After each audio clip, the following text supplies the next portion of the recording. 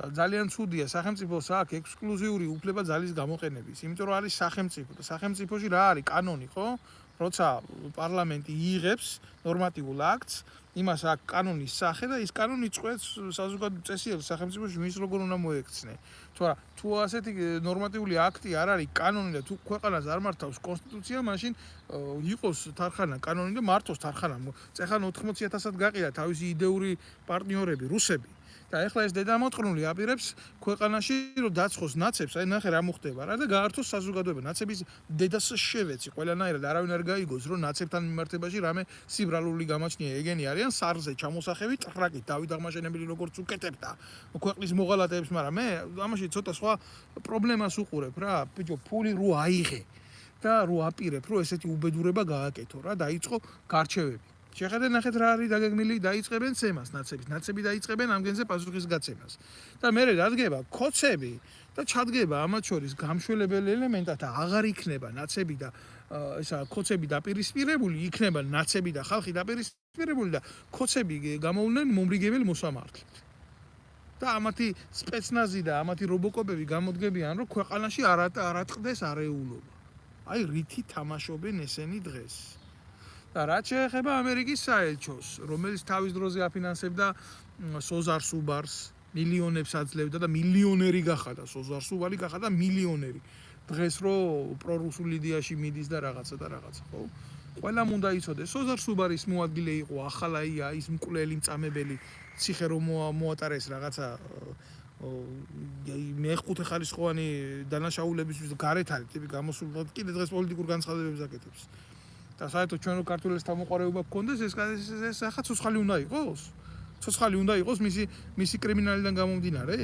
არ ვიცი, მე არავის ძალადობაზე და მკვლელობაზე არ მიუთითებ და ვაკეთებ იმას აქცენტს, მაგრამ რა, ამდენი გამწარებული ოჯახია, ამდენი მოწყვლული კაცის ოჯახია, ამის დედა შევეცი, ამდენი მოწყვლული კაცია ძალით, ხო?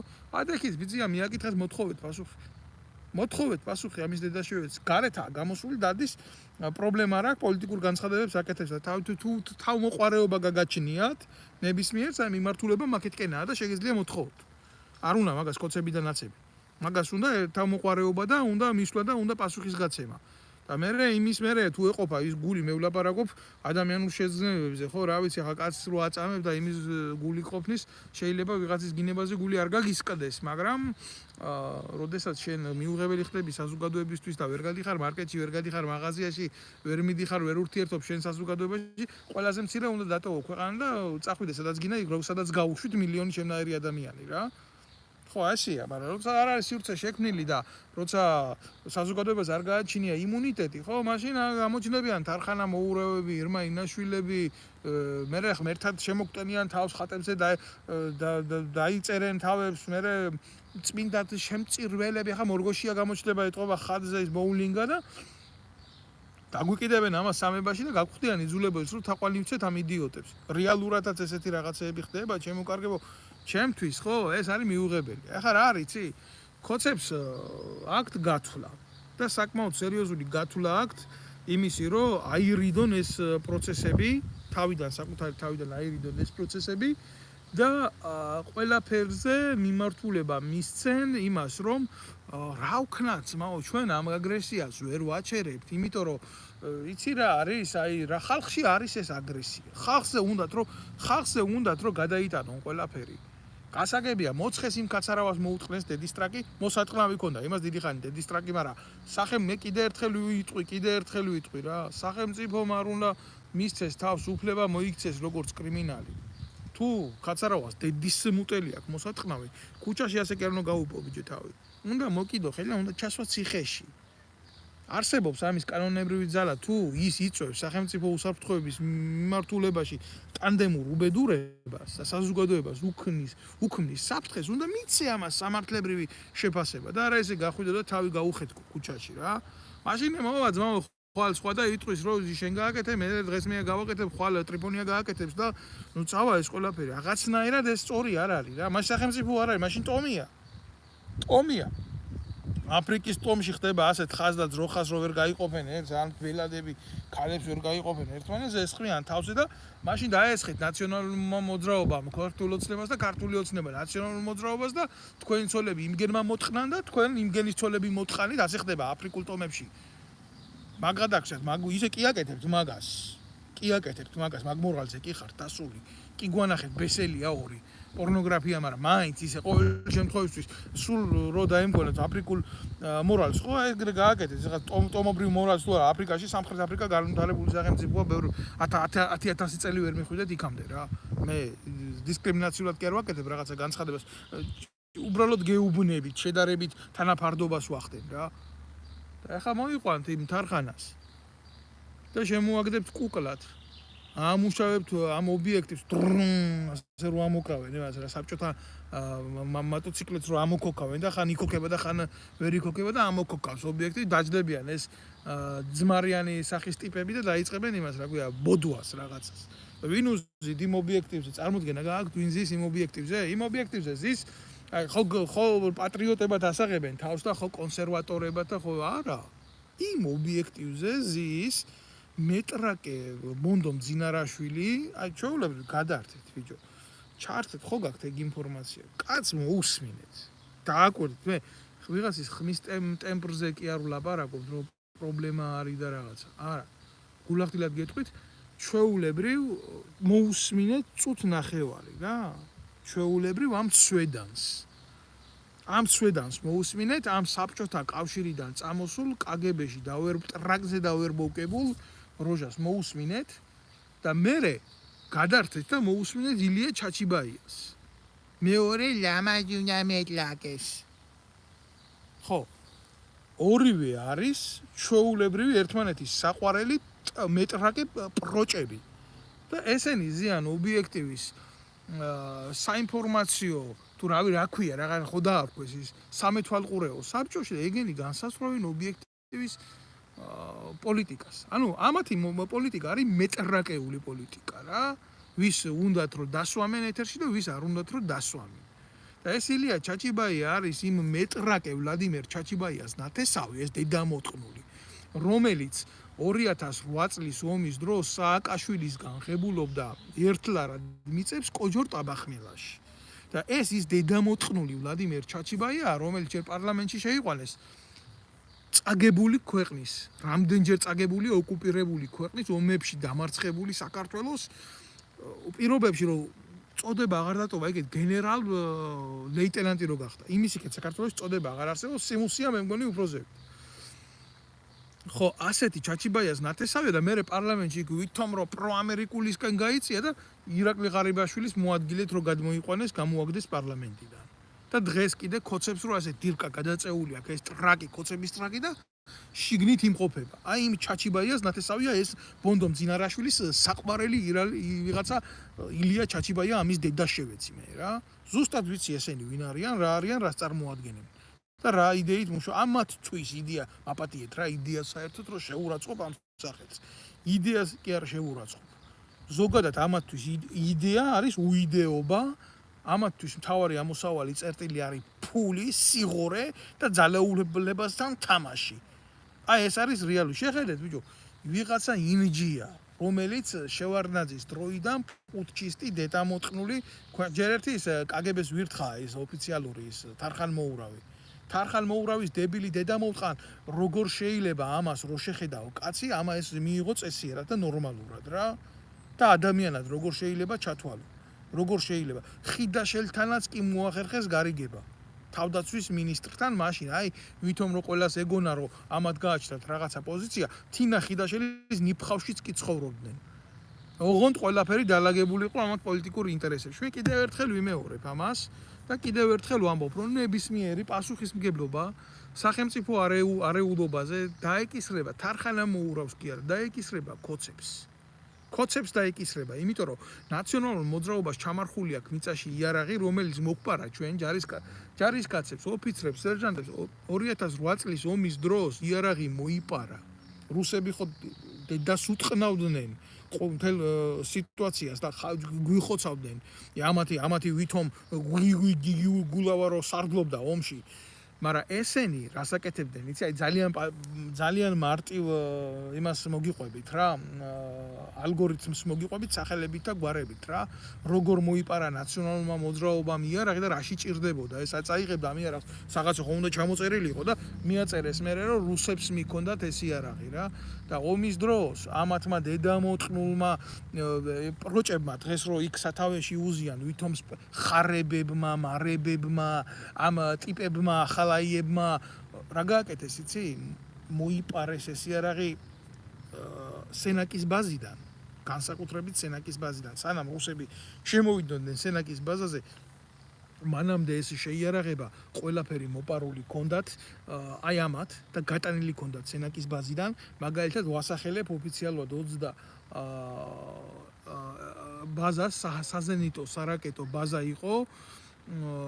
ამათმა მოხსნეს პირდაპირ ჩვენი მსუბუქი შეიარაღება, ეს იყო ავტომატები, ტყვიამფრქვევები ასე შემდეგ და შეიარაღება და პირდაპირ გადაიტანეს თავიანთ საცავებში ჩამარხეს მიწაში და დღეს ამ შეიარაღებით, არა მარტო ამ შეიარაღებით ხალხო, იქ მოპარეს კავშირგაბმულობას, იქ მოპარეს საინჟინრო ბატალიონი, საინჟინრო ვინც არ ესმის, ვინც არ იცის რაშია საქმე, გეტყვით რაშია საქმე, ეს არის ისეთი შეიარაღება, დინამიტები, ასაფეთქებელი საშუალებები, რომლითაც შეიძლება ხიდები დანაღმო და ააფეთქო რა, როგორც ჰქონდათ წინასაარჩევნო ხიდები დაგეგმილი ლაფერაშვილების და იმგენის დახმარებით, თქვენ ბევრი რამე არ იცით, რასაკეთებდნენ ესენი თავდაცვის სამინისტროში, რასაკეთებდნენ ესენი შინაგან საქმეთა სამინისტროში, მერე მიაწერეს ომის დროს, რომ ესენი გააკეთეს რუსებს და პოლკოვნიკმა მოსეშვილმა, ვიცე-პოლკოვნიკმა მოსეშვილმა და მაიორმა ხვიჩა ლეკვეიშვილმა როცადა ამ შეიარაღების გადარჩენა, ცადა კი არა, ზუსტად ამ ქონდა ჩამონათვალი,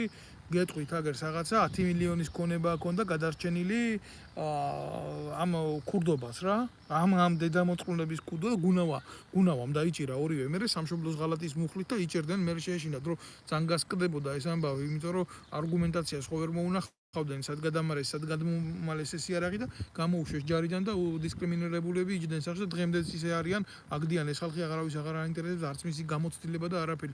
მე ვარ მომსწრეთ ჩემი თვალით 2008 წლის ომის დროს როგორ ხიკავდნენ ოფიცრების და ჯარისკაცების გადაყრილი იარაღს და როგორ გამოქონდათ საბრძოლო მასალები იმიდან საცავებიდან რომ არ გაიტანა რუსეთის ფედერაციას. რაც გადარჩა, აი ამათ რაც გაიტანეს ენზეზე, მილიარდების შეიარაღება იყო იქ, მილიარდების შეიარაღება იყო იქ.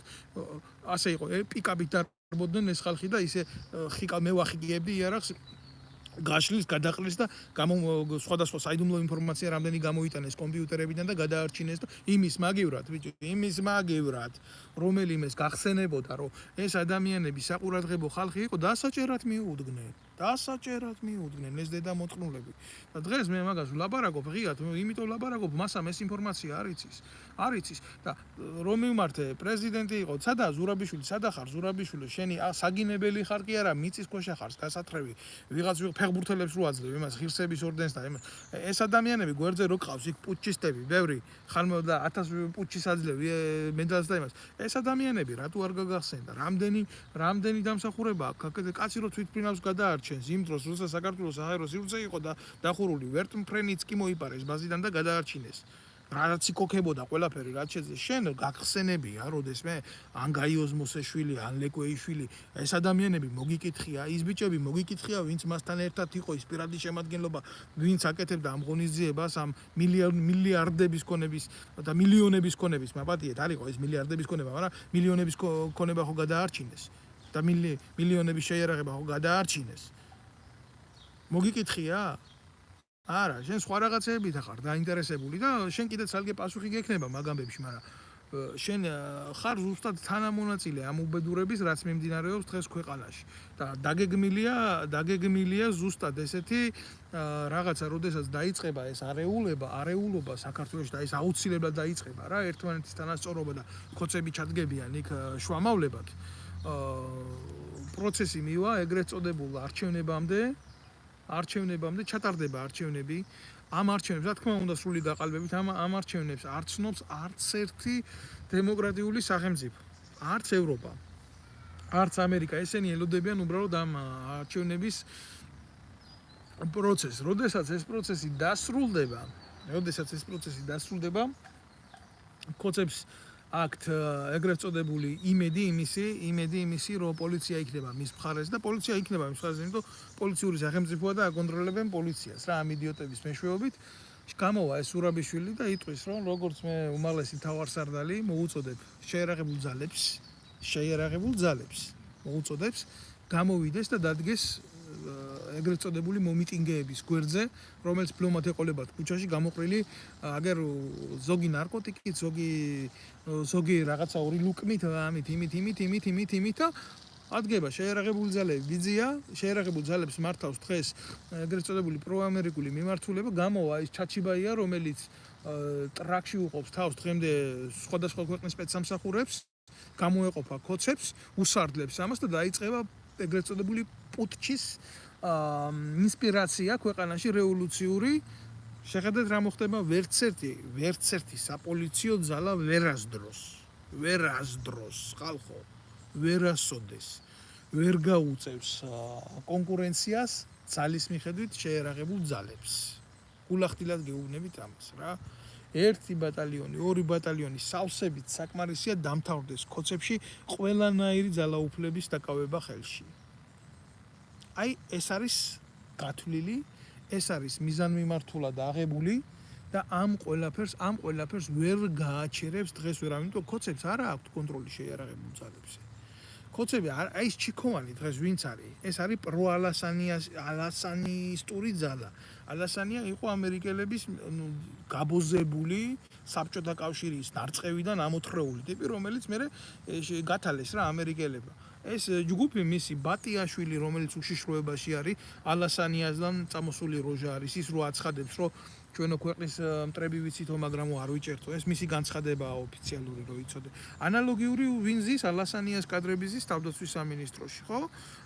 ისიც ისეთი ნაბიჯვარი, მაიმუნი მამაძაღლი რა. ესენი ყველა ეს დაჯგუფება დაიწყებს პუტჩის ინსპირაციას, ვინაიდან ქოცების ხელისუფლებას არ ექნება საერთაშორისო აღიარება. აი ნახეთ რა მოხდება. ეს არის ის პროცესი, რაზეც თქვენ არასოდეს არავინ არ დაგელაპარაკებათ. რაზეც თქვენ არავინ არასოდეს არ მოგაწვდით ინფორმაციას.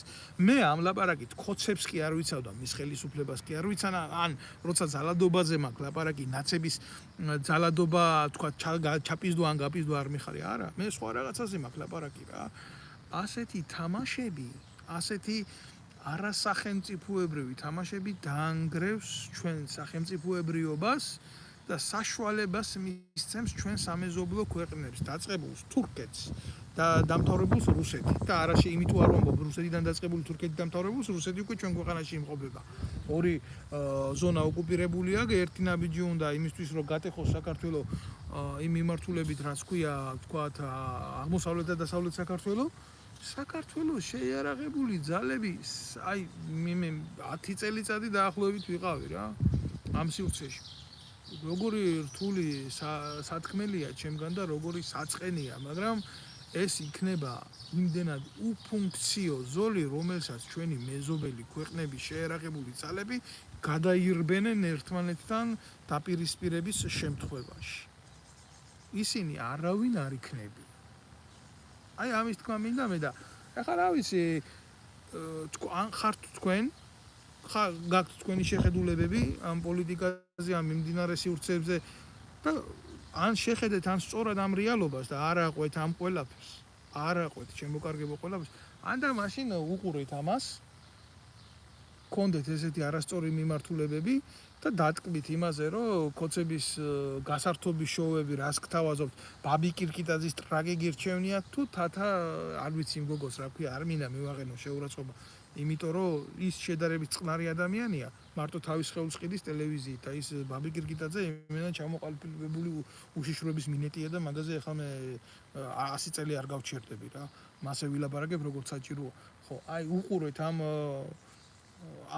ასეთ მოცემულობებს გადახედეთ, გქონდეთ საქმის ყურში ესეთი რაღაცა, გაერთეთ და ახლა სოფლიო ჩემპიონატი მიდის, ევროპის ჩემპიონატი მიდის, მომიტევეთ და დატკბით იმითი, რომ რა ხდება და როგორ ხდება. ჯერ ბიჭო, შეხედეთ რა პროცესებს. სულ ვარ წინააღმდეგი, რომ ქვეყანაში გაიმართოს საზოგადოების პოლიტიზაცია. პოლიტიზაცია იწყებს დაყოფას და იწვევს დაყოფას საზოგადოების და ეს ახდენს დაპირისპირებას. ის ერის გაერთიანებას არ ემსახურება და სწორედ ამიტომ რომ გამოვდივარ ასეთი რაღაციდან, მე მიტომ მინდა რომ ჩვენ შევძლოთ სახელმწიფოებრივად აზროვნება რა. ხო. ამიტომ შეხედეთ ახლა როგორი სიტუაცია ვითარდება რა. ქვეყანაში ვიღაცას გონია რომ სიტყვის თავისუფლება და რაღაცა რომელიც სიტყვის თავისუფლებაზე მიდის ლაპარაკი. რომელიც სიტყვის თავისუფლებაზე მიდის ლაპარაკი ელემენტარულად ფეხბურთელმა რომელმაც გამოხატა თავისი აზრი დღემდე არ თამაშობს ეროვნულ ნაკრებში და საკმაოდ კარგი მონაცემების პატრონი არის ბუდუზიაძეზე მაქვს ლაპარაკი ხო თქვენ გგონიათ რომ ესეთი რაღაცა შემთხვევით ხდება არ ხდება ეს ჩვეულებრივ შემთხვევით რა ქოცების ლიდერშიპიდან უპასუხა კალაძემ უთხრა რომ მე ამას ხო არ ვიკადრებდი იმნაირი სუფთა ადამიანი ლაპარაკობს ჯერ შეხედეთ რა კალაძე ლაპარაკობს სისუფთავეზე რომელსაც სააკაშვილიდან აქვს ისეთი საბრძოლო медаლი მიღებული რომელსაც მხოლოდ სამხედროები იღებენ როგორი დასაცინია რა როგორი ირონიამდე დადის ჩვენი სახელმწიფოებრიობა ვახტანგ გორგასლის მეორე ხარისხის ორდენი აქვს მიღებული ეს ამ ორდენს იღებს ადამიანები რომლებსაც აქვს განსაკუთრებული წვლილი შეტანილი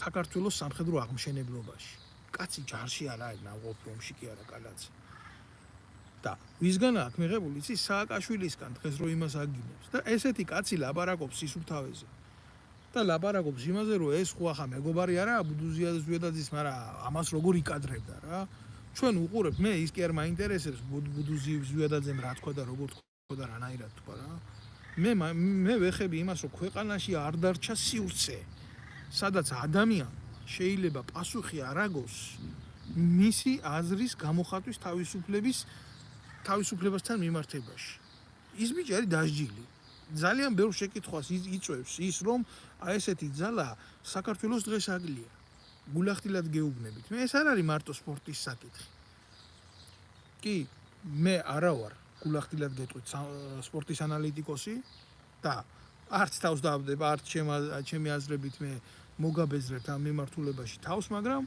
გულახდილად გეტყვით ერთ რაღაცას რომ ის რაც ხდება ეს არ არის სპორტი ეს არის პოლიტიკა აი ესეთი რაღაცა არის ჩემო კარგებო ხო და რაც შეეხება მწვრთნელს საქართველოს ნაკრების მწვრთნელს ჩვენ მარტო მადლობა გადაუხადოთ იმ ადამიანს ეროვნებით ფრანგია საკმაოდ ძლიერი პროფესიონალია მადლობა უთხრათ რომ ამ ხელა შეძლო ჩვენი გულისთვის მაგრამ ქვეყანა რომელიც არის პოლიტიზირებული სახელმწიფო რომელიც უხდის ხელფას ხო ეს გარკვეული ნომენკლატურა არის და ისეთი ვირთხები სადაც გიზის ხელისუფლებაში რომელიც ატორმუზებენ ყველას და ყველაფერს არ უნდა გაგიკვირდეს რომ ესეთი შემთხვევები ხდება საქართველოს მარცხი ყოველთვის იყო ხალატიდან გამომდინარე ჩვენ ხალატობდნენ ჩემო კარგო ჩვენ ფეხს გვიდებდნენ ჩვენ ვიყავით ყოველთვის შეწირულები რომ აი ამნაირი ბაღვაშები ამნაირი ორჯონიკიძეები ამნაირი ნაძირლები გვითხრიდნენ ყოველთვის ძირს და ვიყავით ყოველთვის აი ასეთ მძიმე მდგომარეობაში ხო ბოდის ვიხდი მე ყველა შეკითხვას ვერ უპასუხებ ბევრი კომენტარი იწერება ბევრი დაიწერება ხო ბევრსო იკადრებენო რა თქმა უნდა იკადრებენ ჩემო კარგო ადამიანო რა თქმა უნდა ესენი არიან მოტივირებული იქითკენ რომ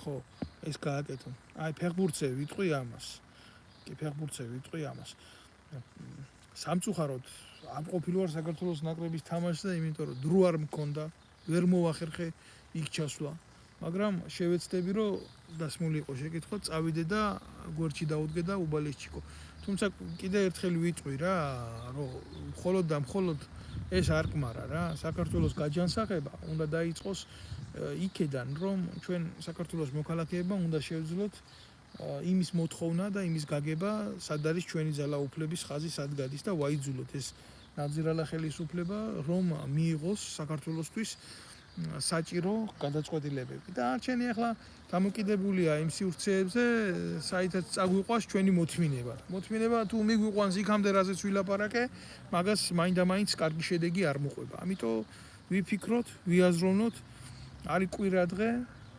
ინფორმაციას გავრცელება უნდა, ამიტომ აქ მე ყველასთან თხოვნა, ვინც შეხედავს ახლა, ვინც უყურებს ამ ვიდეოებს, გამოწერეთ ეს არხი, იყავით ჩემთან კონტაქტში და გააზიარეთ ეს ვიდეო ბლოგი, აყურებიეთ სხვებსაც, უყურეთ თქვენს, გაუგზავნეთ თქვენს მეგობრებს და უთხარით, რა შეიძლება მოხდეს ჩვენს ქვეყანაში, რა შეიძლება ველოდოთ ჩვენ უახლოეს პოლიტიკურ მოცემულობაში და გქონდეს რეალობის განცდა.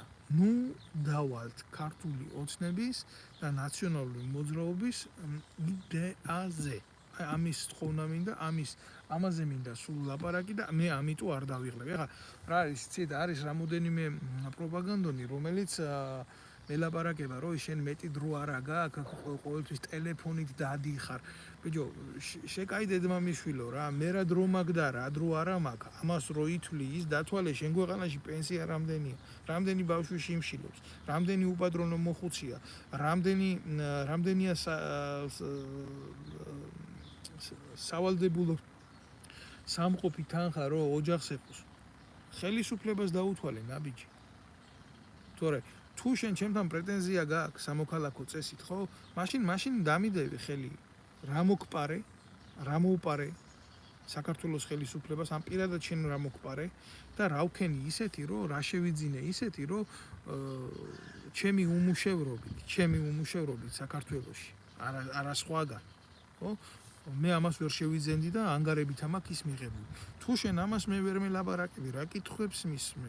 კი გერმიშინია მე შენი კითხვების პასუხის, მაგრამ წადი და იმ მიმართულებით დასვი შეკითხვა, აგერ 30,000 ევროს რო იხდის ჩარტერულ რეისში, რაც უკვე გამოგდებული ამერიკაში ჩარტერით რო ჩაფრინდეს ღარიბაშვილი შვილი. დასვი ეს შეკითხვები. საიდან ამ ხალხს ეს ქონება? საიდან ერთლარად გაყიდული მიწები მორგოშიაზე, ჩაჩიბაიაზე, საიდან ვასაძეს ამდენი ქონება, საიდან თარხანმოურავს 80,000 ამერიკული დოლარი? რა გამჭირვალეობაზეა ლაპარაკი? აქედან დაიწყეთ. და დღეს რუსულ მიმართულებაზე რო უბერავს ის თარხანმოურავი, იმიტომ რომ ამერიკელებს ვერ შეეტენა ტრაქში და ეცოტავა ფული 80,000, მეტი აღარ მისცეს, ხო? ახლა ვეკითხები მე იქეთ მის პატრონებს, თუ შეიძლება ასე ჩაითვალოს რა მოსკოვში. ჩემო კარგებო, არ უნდა იფიქროთ პატიოსანი ურთიერთობები როგორ ლაგდება? პატიოსანი ურთიერთობები რო დალაგდეს, საჭიროა მოიძებნოს პატიოსანი ადამიანები. და ნუ ხართ მე თქვენ პატიოსანი ადამიანები?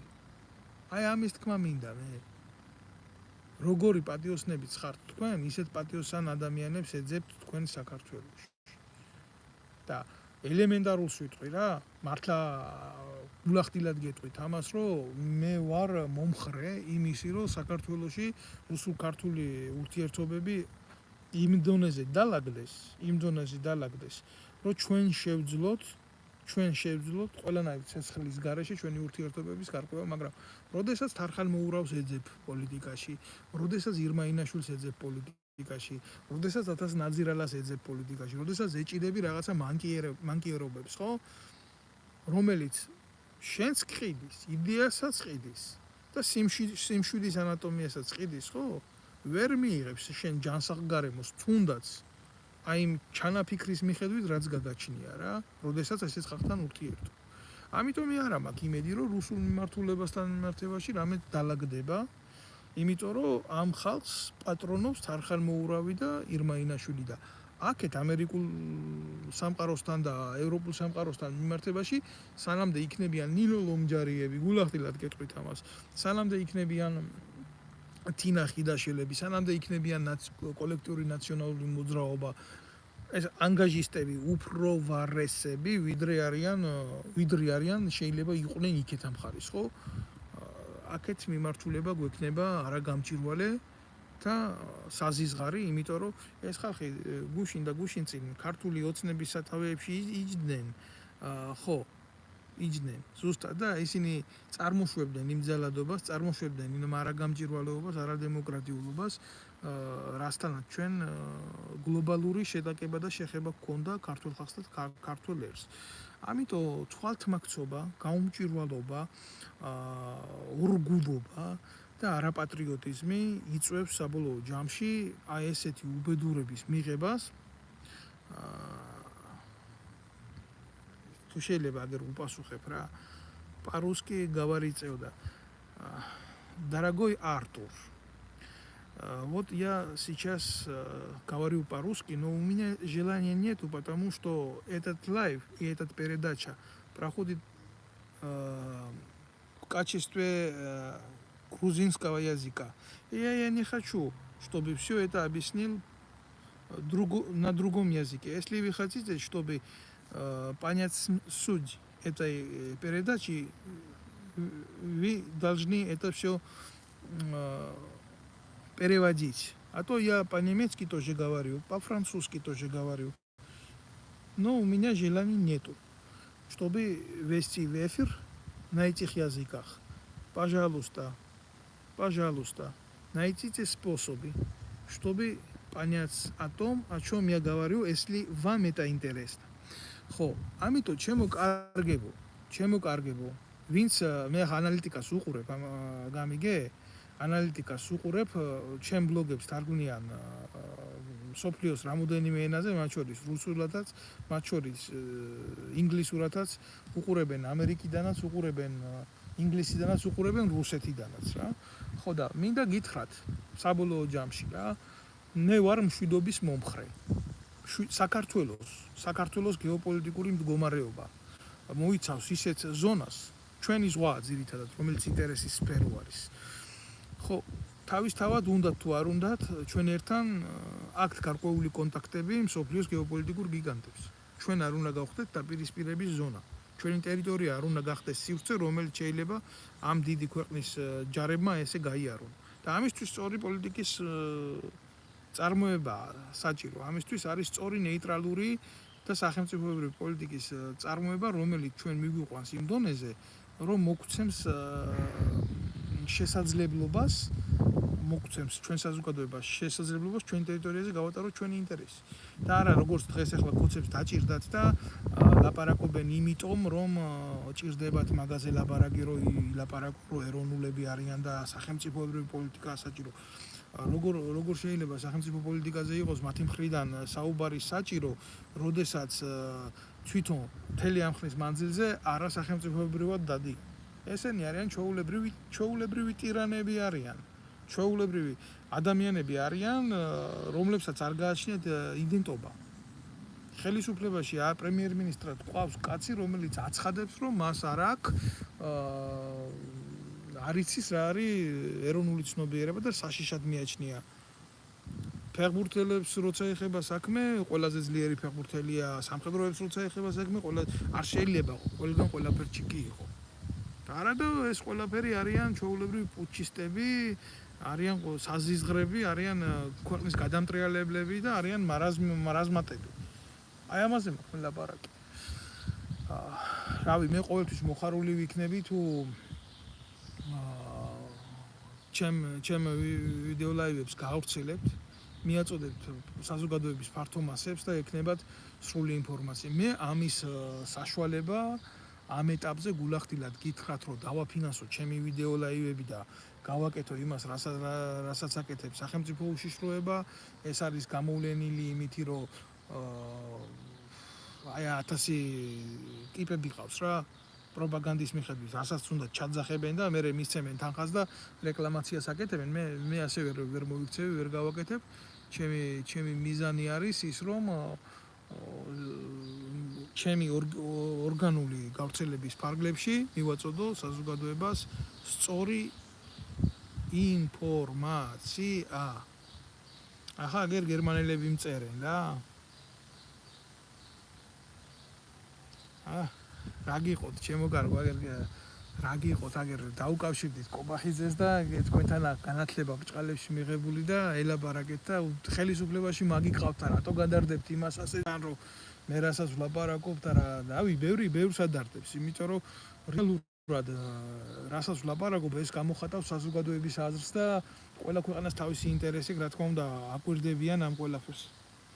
თუ არეულობა მოხდება და ხელისუფლება ვერ გაუძლებს, როგორ უნდა მოიქცეს ქართველი ხალხი რომელსაც უნდა ქვეყანაში მშვიდობა. ძალიან კარგი შეკითხვაა, ჩემო კარგო ადამიანო. ბატონო ვეფხვია, როგორ უნდა მოიქცეს ქართველი ხალხი და ქართველი ხალხმა უნდა დაასწროს ყველას გამოსვლა ქუჩაში და სოციალურ მოტივებზე თვითონ გააკეთოს კონტრრევოლუცია.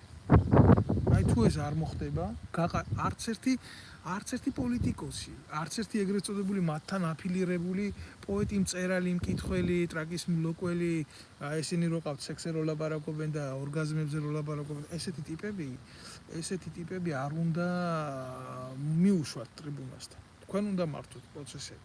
ერთმანეთის გვერდში დადგომა უნდა ისწავლოთ და აი ამ კუთხით შეძლებს პრევენციას მშვიდობის. და არა ისეთ რაღაცნაირად და არა ისეთი მიმართულებით თქვენ რო გონიათ და თქვენ რო წარმოგიდგენიათ რა. ხო, ამიტომ მშვიდობა შენ არ ჩუნდება ასე და ხა ფსევდო მშვიდობას რა გულახდილად გეტყვით. აი ესეთ მშვიდობას ეგენი რო გიძახიან კოცები, აუ მე რა დედას გიტყნავთ, მაგრამ ომი ხო არ არის. ხო? მნიშვნელობა არა ქართული კაცისთვის ვინ მოუღებს ბოლოს მოუღებს საზღვრის იქედან შემოსული მტერი თუ მოუღებს მოყვარის ტყავში გადაცმული შინაური, ეგრეთ წოდებული შინაური რა.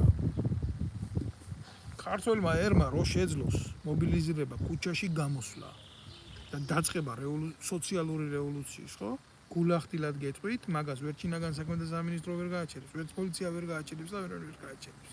გამორიცხულია, მაგრამ ქართველი ერი არ ჩანს არსად, 2.800.000 კაცი ემიგრაციაშია გაგდებული. და ტრაგის აწევა და საკუთარი ინტერესების დაცვა არავის არ უნდა.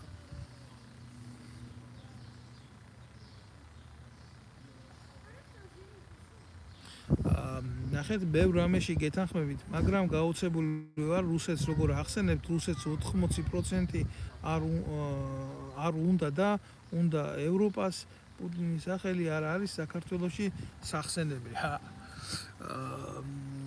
ქალბატონო ლენა რა არის იცით? პოლიტიკა არის ხელოვნება, ურთიერთობის ხელოვნება. შენ გინდა თუ არ გინდა? სახელმწიფო რო გაგუნდა გქონდეს პოლიტიკა, გამიგე? ხო და რა არის იცი 80%-ს უნდა მშვიდობა. აი ეს არის ყველაზე დიდი რეალობა და რეალური რეფერენდუმი რო ჩატარდეს ქვეყანაში ვის რა უნდა, სადაც ხიდაშელები არ წაიყვანენ პოლიტიკას და ესეთი ნაძილები, ხო? აღმოჩნდება, რომ ქართველ ერს აბსოლუტურად სხვა რამე უნდა, ვიდრე ეს 1000 ჯიშის მიყიდული უბედურება გვტენის ამას ყოველ მანძილზე. ამიტომ ქართველ ერს რაც უნდა, ესა დაბალანსებული პოლიტიკა, მშვიდობაზე გათვლილი პოლიტიკა და ნეიტრალიტეტი. თუ გაინტერესებს ვის რა უნდა. და როდესაც შენი მეზობელია რუსეთი, გინდა თუ არა, არათუ უნდა ახსენო, მასთან ურთიერთობაც უნდა კონდეს. მაგრამ ეს ურთიერთობა არ უნდა იყოს მოღალატეობრივი. იმიტომ რომ მოღალატეობრივი ურთიერთობები არავის არ ეპატიება. ხო. ასე რომ ჩემო კარგებო, მე ყოველთვის განვიხილავ იმას, ჩემთვის ტაბუ არ არსებობს. მე განვიხილავ იმას, რასაც არავის არასდროს ლაპარაკი არ აქვს, რეალური ლაპარაკი არ აქვს და უყურებ ამ ყველაფერს რეალური მიმართულებით. ხო და არა ისე რა, როგორც ხოშტარიები და ისინი ვითომ ანტირუსები იყვნენ და რუსეთის ფედერაციიდან რო ფინანსდებოდნენ წლების მანძილზე. აი ამის თქმა მინდა, აი ესეთ ორმაგ სტანდარტებს და ორმაგ თამაშს მე არ მივესალმები არასდროს არავისგან. აი კიდევ ერთხელ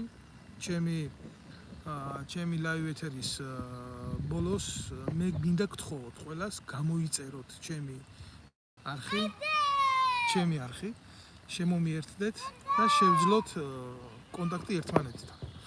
თუ ამ მიმართულებით წავა პროცესები, ხო? ნამდვილად შევძლებს სწორ ურთიერთობას და ინფორმაციის სწორ გაშუქებას და დიფუზიას რა. გისურვებთ წარმატებებს. გამოიწერეთ